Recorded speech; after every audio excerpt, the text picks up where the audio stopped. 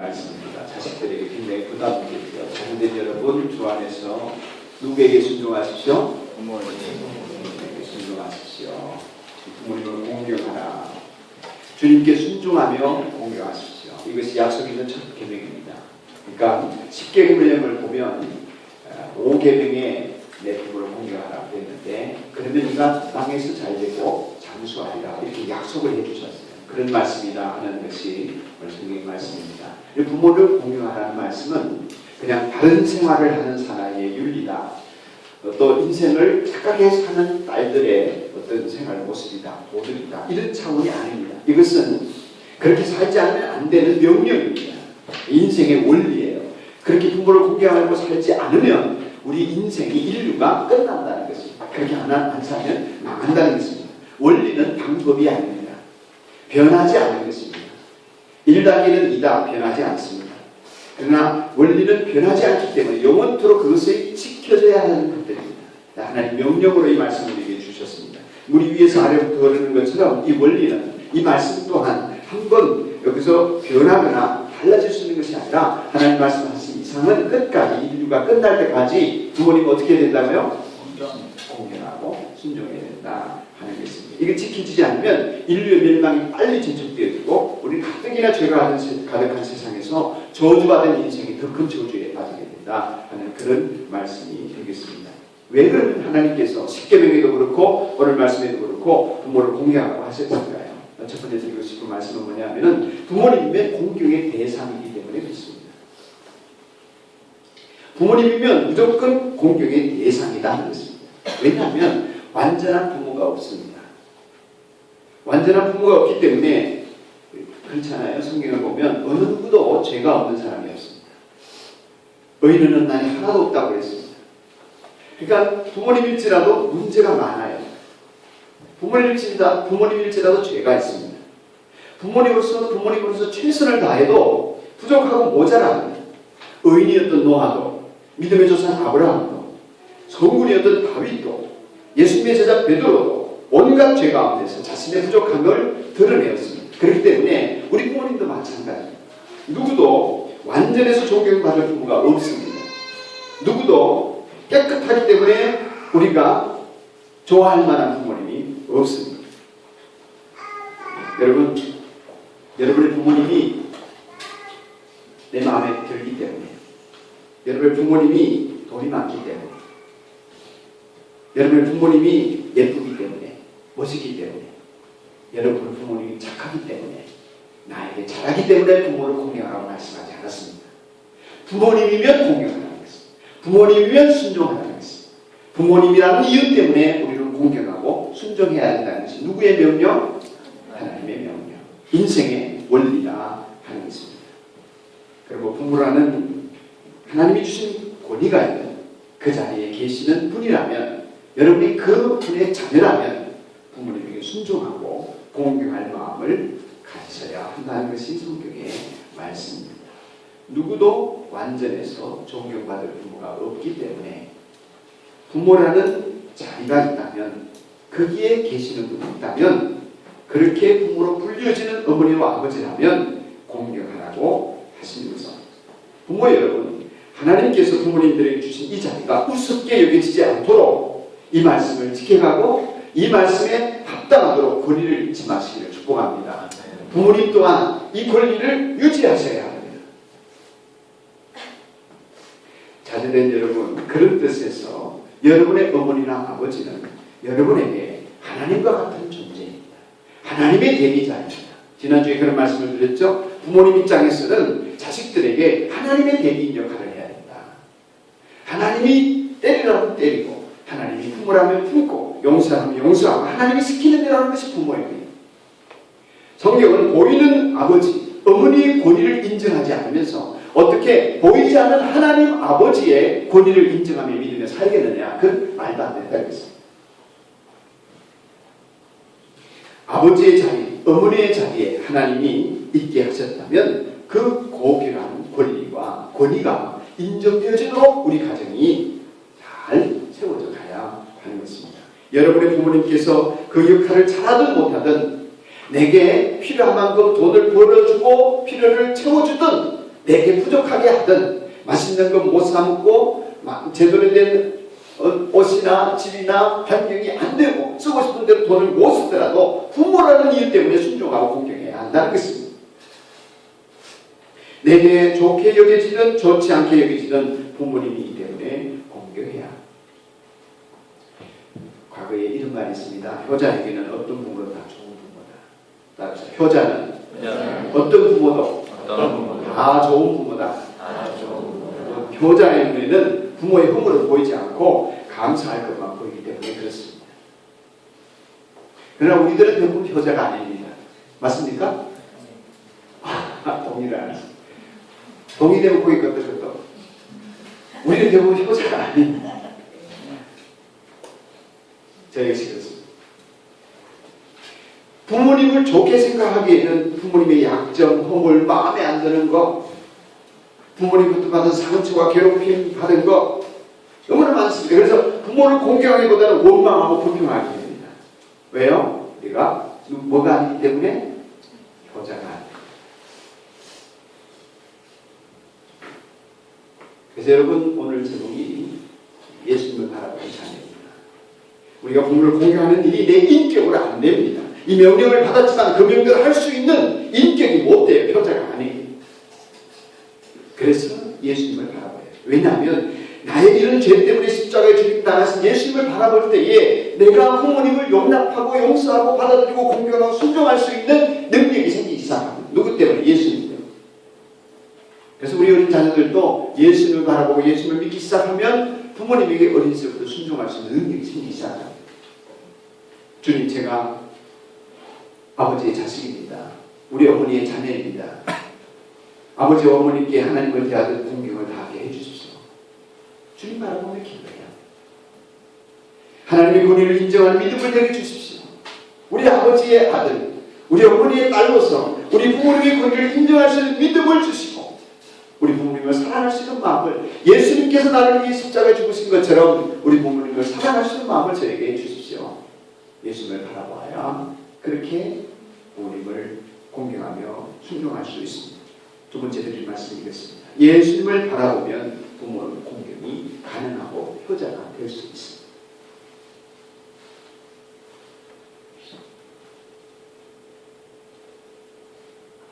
예수님 안에서 거듭난 성도들에게 모두 부모님이 좋은 부모가 되고 감사하게 됩니다. 부모님을 바라보는 눈이 바뀌기 때문에 그렇습니다. 거듭나기 전에는 부모님에 대하여 할 말이 많을지라도 십자가의 사람이 되고 예수 그리스도부터 내 죄가 사함받고 내가 하나님의 자녀로서 거듭날 수 없고 영원한 죄값으로 지옥에 떨어질 이 죄인을 위해서 예수님이 죽어주셨다는 것을 깨닫고 나면 부모님은 오직 감사의 대상이 됩니다. 나 같은 것을 위해서 희생당하시고 나 같은 것을 위해서 헌신하신 부모님은 오직 감사의 대상이 됩니다. 루시, 구약성경에 나오는 여인인데 시어머니 나오미를 끝까지 모시고 공경한 것은 나오미가 완벽한 시어머니이기 때문이 아니었습니다. 하나님에 대한 루시의 신앙 때문이었습니다. 하나님을 바라보았기 때문에 그 하나님에 대한 신앙이 그 망한 집안인 그 나오미 집안에 과부된 자신이 또 과부인 나오미 시어머니를 끝까지 믿고 섬길 수 있었습니다. 하나님에 대한 믿음 때문이었습니다. 우리가 주님을 바라보는 믿음이 없이는 우리의 부모님을 향한 온전한 사랑과 효도를 다할 수가 없습니다. 주님 안에서만 가능한 것입니다. 그래서 주님을 바라보는 여러분의 자녀, 여러분 주님을 바라보는 자녀된 여러분이 되시기를 축복합니다. 가끔씩 제가 간증을 하지만 저는 태어나지 말아야 될 운명 속에서 태어났습니다. 그 속에는 하나님의 섭리가 있었죠. 저를 낳게 하신 저희 아버님은 저를 낳고 난 이후에 한 번도 저를 안아주지를 않으셨습니다. 제 기억 속에는 평생을 지금까지 사는 가운데 우리 아버님이 저를 따뜻하게 안아준다든지 보듬고 쓰다듬어 준다든지 이렇게 한 일이 없습니다. 손잡고 어디 놀러 가본 기억도 한 번도 없습니다. 여러분들이 아이들에게 좋은 추억 만들어 주려고 막 좋은 데도 데리고 가고 안에 있으면서 여행도 다니고 이러시죠? 뭐 그래봤자 별로 기억도 못합니다만 근데 좋은 기억, 아버님과 함께 가는 기억이 없습니까? 아버님은 저를 방치하셨습니다. 많이 힘들었습니다. 그런데 그 아버님을 제가 50이 되어서 식사 대접을 하면서 제가 아버님을 안아드렸습니다. 제가 아버님 품이 그립기도 했지만 아버님이 너무 안 되어서 안아드렸습니다. 지금 아버님은 우리 매제 가는 개척교회의 유일한 남자 성도로서 매주 야구 깊고 교회 잘하고 있습니다.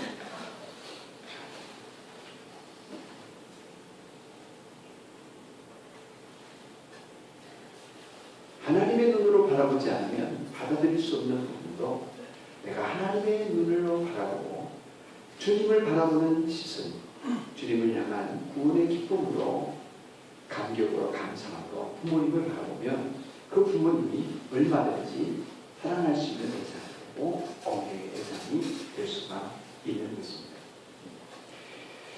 사도 바울은 에베소서 5장 18절에서 오늘 성경 앞부분입니다. 5장을 한번 보십시오. 18절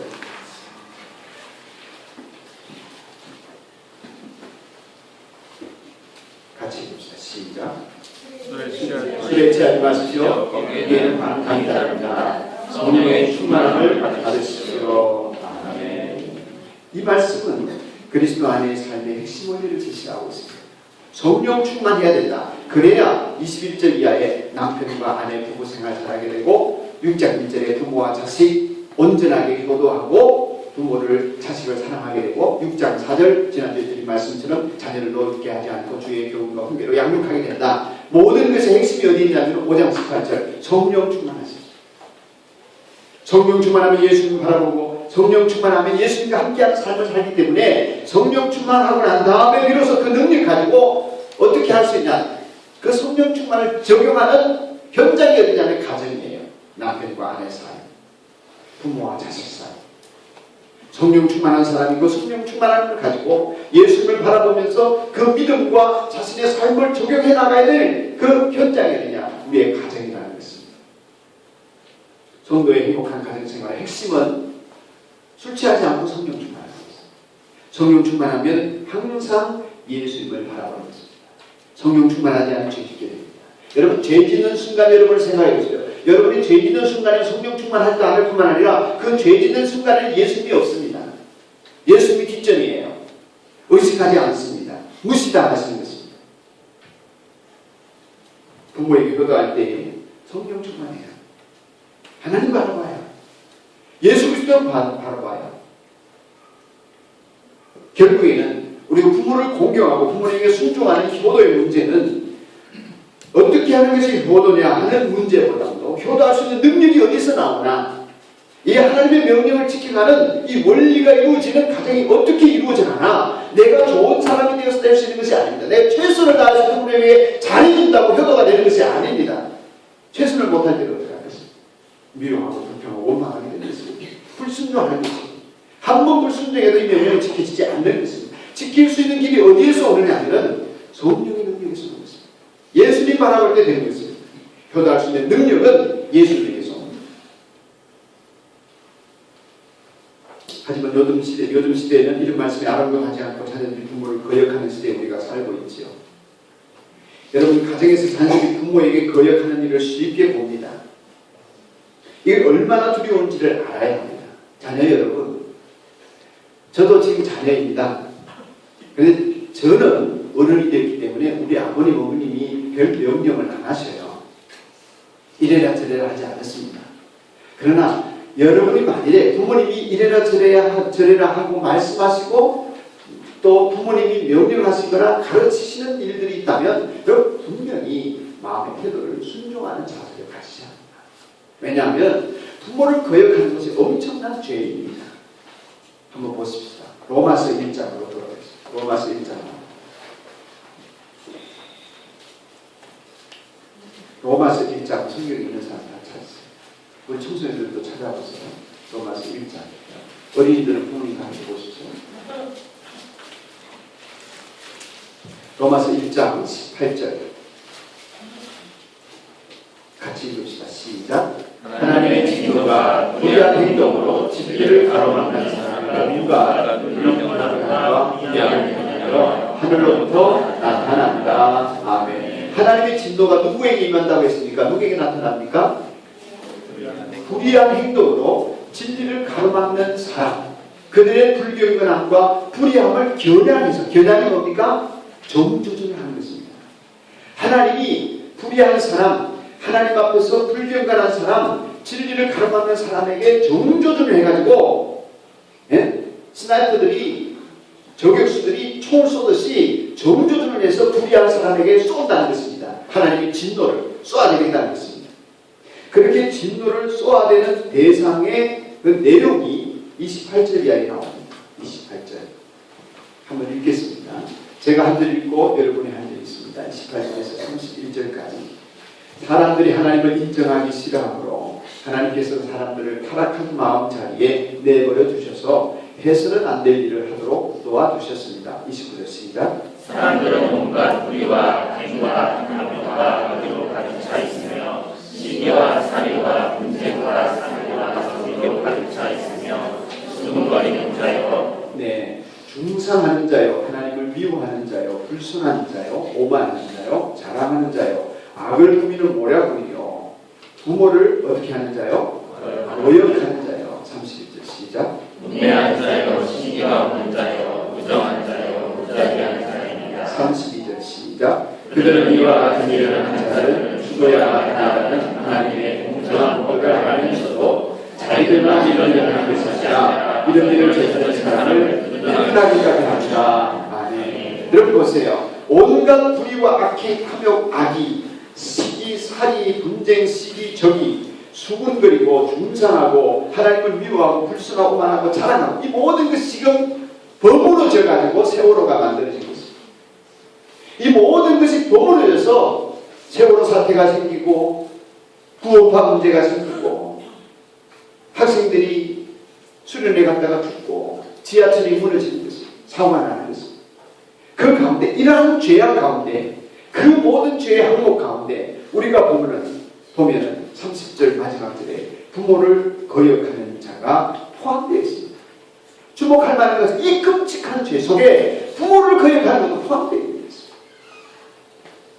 이렇게 부모를 거역하는 불의한 행동을 하고 진리를 가로막는 사람에게 하나님이 정조준을 해서 진노를 쏴대겠다는 것입니다.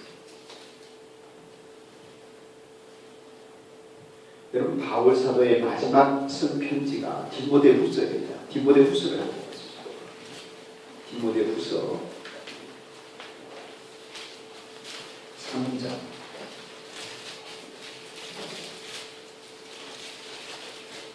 디모데후서 3장 우리 연인들도 성경책 있는 사람 찾아보세요. 3장 1절 여기에서도 부모님에게 불순종하고 거역하는 것을 이렇게 기록하고 있습니다. 제가 읽겠습니다. 2절까지. 그대는 이것을 알아두십시오. 여러분에게 저에게 경고하는 것입니다. 말세에 어려운 때가 올 것입니다. 사람들은 자기를 사랑하며 돈을 사랑하며 뽐내며 어떻게 하며? 교만하며 하나님을 모독하며 부모에게 어떻게 하며? 순종하지 않아요. 감사할 줄 모르며 불경스러워. 여기까지만 읽읍시다. 그 다음에부터 가슴이 아프니까. 마지막 때에 사람의 사는 모습이 이렇다는 것입니다. 여러분 우리 모습이지요. 돈을 사랑하고 뽐내고 교만하고 하나님 모독하고 자기를 사랑하는 것을 하나님 사랑하는 것보다 부모님을 순종하지 않고 마지막 시대에 배교의 시대에 세상이 타락하고 말세가 되고 망할 때에 세상의 근간이 송두리째 흔들리는 불신앙의 시대에 부모를 불순종한다. 그러므로 부모에게 불순종하는 것은 매우 심각한 일이고 세상이 파멸될 증거다 하는 것입니다. 여러분 우리는 부모에게 효도하는 것을 몰라서 못하는 것이 아닙니다. 알아도 안 됩니다. 왜요? 자기를 사랑하고 하나님을 모독하고 자기를 뽐내고 거역하는 마음이 교만하게 악독이 들어있기 때문에 안 됩니다. 그러므로 예수님을 바라보아야 합니다. 그때 부모에게 순종하고 효도할 눈이 뜨고 능력이 임하였습니다. 사랑하는 자녀 여러분, 주님 믿고 하나님 의지에서 꼭 부모를 주 안에서 순종하게 되기를 축복합니다. 네. 그럼 어떻게 부모 공경해야 되나? 세 번째로 방법을 좀 알려드리겠습니다. 어릴 때는 순종하십시오. 어릴 때는 순종하는 것이 절대적으로 부모님에게 공경하는 방법입니다. 순종할 때 핑계 대지 말고 순종하세요. 나 엄마 피곤해서 못해요 이러지 마. 핑계 대지 말고 미루지 말고 즉시로 하시고 망설임 없이 순종하시고 하기를 배우셔야 합니다. 우리 부모님들 자녀들이 어릴 때는 자녀들이 주 안에 순종하라 하셨으니 부모가 아이들에게 이 순종을 가르쳐야 합니다. 우리 자식들도 잘 안 되지만 가르쳐 알고 못하는 데 어쩌겠습니까? 그런데 순종해야 될 줄을 모르는 아이들이 의외로 많습니다. 왜 그러냐? 부모가 자식에게 순종을 가르치지 않고 요즘 보면은 부모가 자식한테 순종하는 법을 배워요. 부모들이 아이에게 순종하고 있습니다. 아이들이 주인이 돼가지고 제가 지난주에 개, 고양이 얘기했죠. 실컷 먹여주고 재워주고 길러줬더니 사랑해줬더니 이 자식들이 지가 주인 노릇을 하죠. 부모에게 이래라 저래라. 부모들이 아이에게 순종하고 있어서 큰일입니다. 하나님은 영적인 원리를 거역하고 스스로 멸망시키게 만드는 이 세상의 논리를 따지지 말라고 우리에게 말씀해 주셨는데 우리는 거꾸로 가고 있는 것입니다. 절대 순종을 어릴 때 가르쳐요. 왜냐하면 어릴 때는 제대로 판단할 수가 없어요. 우리 아이들은 20대를 살아보지 않았습니다. 우리 아이들은 아직 30대를 살아보지 않았어요. 어린 아이들은 초등학교 다니는 중학교를 못 가봤어요. 중학교를 다닌 부모가 잘 알겠습니까? 중학교를 안 다닌 초등학생이 잘 알겠습니까? 그러니까 초등학생 부모는 중학교를 다녀본 부모님에게 순종해야 돼요. 어디 중학교도 안 다닌 것이 초등학생 주제에 중학교도 나오면 부모님에게 불순종할 수가 있어요. 모르는 것은. 고등학교도 안 나온 중학생이 어디 고등학교 다닌 부모님에게 불순종해요. 다녀봤나? 고등학교? 안 다녀봤잖아요. 안 다녀봤으면 다녀본 부모님이 더 잘 알지. 어떻게 해야 하는지. 아유, 나도 제대로 못 살았는데 뭐 자식에게 강요할 수 있습니까? 이러면서 못하는 분들 계신데 아닙니다, 여러분. 여러분 못 살았어도 코치는 할 수 있습니다. 다 반듯하게 살아서 코치를 합니까? 다 선수생활 성공한 사람이 감독하고 코치예요. 선수생활 실패해서도 감독 코치를 하면 잘할 수 있습니다. 어릴 때 이 훈련이 필요합니다. 자녀 여러분, 여기 자녀된 여러분, 청소년 어린이를 주님에게 순종으로, 우리 부모님에게 순종으로 공경하겠다. 그런 마음이 들면 아멘 하십시오. 순종하시겠습니까? 해보겠습니까? 해왔습니까? 꿀먹은 벙어리입니까? 부모에게 주 안에서 순종하라. 누구의 명령이에요? 하나님의 명령. 변경 가능합니까? 불가능합니까? 변경이 불가능합니다. 지켜야 되겠습니까? 무시해야 되겠습니까? 지켜야 합니다. 부모님에게 주 안에서 순종하기로 마음의 다짐을 가진 사람만 아멘 합시다. 아멘. 여러분 참 불행합니다. 자녀들이 아무도 아멘 안 합니다. 부모님들만 아멘 합니다. 청년 여러분, 어릴 때는 부모에게 순종으로 공경하지만 청년 때는 용납함으로 공경해야 합니다. 왜냐하면 청년이 되고 나면 20세만 되면 벌써 이 사고와 가치 기준이 다 정해지고 판단이 되지 않습니까? 그러고 나면 부모님의 약점이 더 뚜렷해져요. 그토록 수품맨 같았던 아버지가 80에서 아이에게 지기도 하고요. 모든 것을 다 아는 것 같은 부모님인데 알고 보니까 다 모르는 것이 너무 많고, 지혜로운 어머니 같았는데 자기 판단보다 판단이 잘못된 것 같고 그렇습니다. 그래서 부모님을 원망하게 돼요. 그럼에도 불구하고 우리 청년들은 부모님을 용납하고 감사함으로 공경해야 합니다. 약점이 보일 때일수록 더 측은히 여기고 불쌍히 여기면서 공경하고 감사로 섬겨줍니다. 성인이 되었으면 이제 결혼을 하신 여러분들은 부모님을 인정하고 버리지 말아야 합니다. 많은 경우에 그리스도인들은 그렇지 않지만 부모님이 나에게 힘이 못 되어주고 내게 부담만 된다고 버리는 사람들이 있습니다. 버린다는 말은 뭐 버리자는 한다는 얘기가 외면합니다. 부모님의 아픔, 외로움, 괴로움 이런 것들을 외면합니다. 디모데전서 5장 8절을 보면 누구든지 자기 친족, 특히 가족을 돌보지 아니하면 믿음을 배반한 사람이라고 했습니다. 불신자보다 더 악하다고 했습니다. 만일 어떤 과부에게 자녀나 손자들이 있거든 저희로 먼저 자기 입에서 교를 행하여 부모에게 보답하기를 배우게 하라고 했습니다. 이것이 하나님 앞에서 결심만한 것이라고 말씀하셨습니다. 그러므로 연로하신 부모님에 대해 특별한 애정을 갖고 여러분들이 부모님을 인정하도록 늘 기도하고 도움이 될 수 있도록 늘 기도해야 하겠습니다. 여러분의 시부모님이든 장인 장모님이든 그들을 인정하고 버리지 말아야 합니다. 부모님 그를 끝까지 인정하고 지켜드리십시오. 마지막으로 드릴 말씀은 무엇보다도 부모님의 영혼을 위해 최선을 다해서 기도하십시오. 여러분 어떤 분이 지옥에 갈 부모를 위해서 기도하고 한 달 금식한다면 여러분 예수님을 영접하게 될 것입니다. 저는 여러분의 부모님의 영혼을 위해서 금식하며 기도해야 된다고 생각합니다. 여러분의 부모님을 위해서 일주일만 선포하고 나는 어머니의 구원을 위해서 아버지의 구원을 위해서 내 일주일 금식하며 기도하겠습니다. 이러고 덤벼들면 반드시 어머니 아버지의 영향이 있게 됩니다. 구원받지 못하고 계신 부모님이 계시다면 영원한 지옥 행벌을 면하게 하고 천국의 영생 복락을 누리도록 해드리는 것보다 더 큰 도전은 없습니다. 우리 예수 그리스도에게 가장 큰 도전은 금강산령이나 세계 일주나 호강시켜드리는 것이 아니라 멸망의 자리, 그 영혼의 구원받아 천국 가게 해드리는 것보다 효도가 없는 것입니다. 영적인 권세를 가진 부모님이 되고 효도하는 자녀가 되고 부모의 영혼을 위해서 기도하는 우리 모두가 되어지기를 간절히 소원하면서 우리 함께 잠시 기도하는 시간을 갖겠습니다. 하나님, 예수님을 바라보는 자녀에게